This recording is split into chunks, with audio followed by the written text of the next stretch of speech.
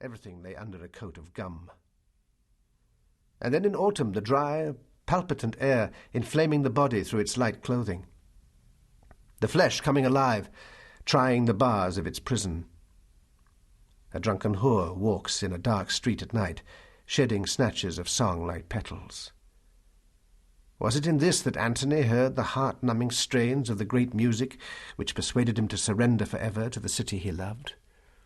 The sulking bodies of the young begin to hunt for a fellow nakedness, and in those little cafes where Balthazar went so often with the old poet of the city, the boys stir uneasily, disturbed by this dry desert wind, stir and turn to watch every stranger. They struggle for breath, and in every summer kiss they can detect the taste of quicklime. I had to come here in order completely to rebuild this city in my brain. Melancholy provinces which the old man, the poet, saw as full of the black ruins of his life.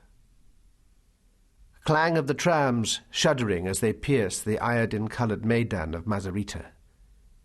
Here we so often met.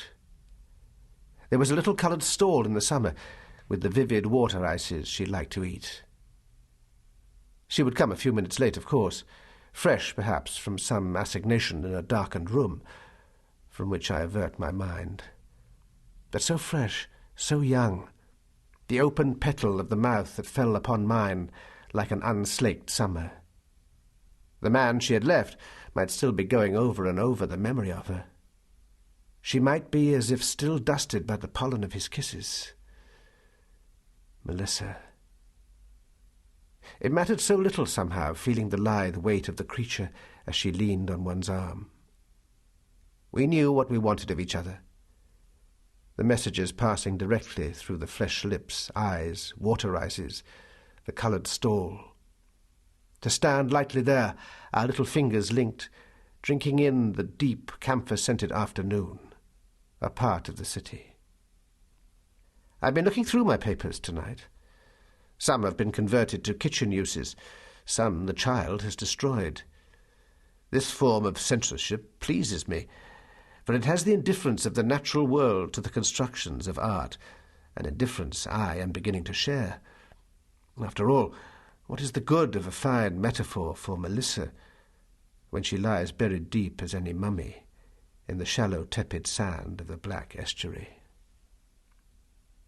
But those papers I guard with care are the 3 volumes in which Justine kept her diary, as well as the folio which records Nessim's madness. Nessim noticed them when I was leaving, and nodded as he said, "Take these. There is much about us all in them. They should help you to support the idea of Justine without flinching, as I have had to do." This was at the Summer Palace, after Melissa's death, when he still believed Justine would return to him. I think often, and never without a certain fear, of Nessim's love for Justine. What could be more comprehensive, more surely founded in itself? It coloured his unhappiness with a kind of ecstasy, the joyful wounds which you'd think to meet in saints and not in mere lovers. Yet one touch of humour would have saved him from such dreadful, comprehensive suffering. It is easy to criticize. I know. In the great quietness of these winter evenings there is one clock, the sea, the fugue upon which this writing is made. If there are ever sails here, they die before the land shadows them. Apart from the wrinkled old peasant who comes from the village each day to clean the house, the child and I are quite alone. It is happy and active amid unfamiliar surroundings. I have not named it yet. Of course it will be Justine. Who else? As for me, I am neither happy nor unhappy. I lie suspended in the cloudy mixtures of memory. The solace of such work as I do with brain and heart lies in this, that only there, in the silences of the painter or the writer, can reality be recorded, reworked, and made to show its significant side, the meaning of the pattern. The remission I am seeking, and will be granted perhaps,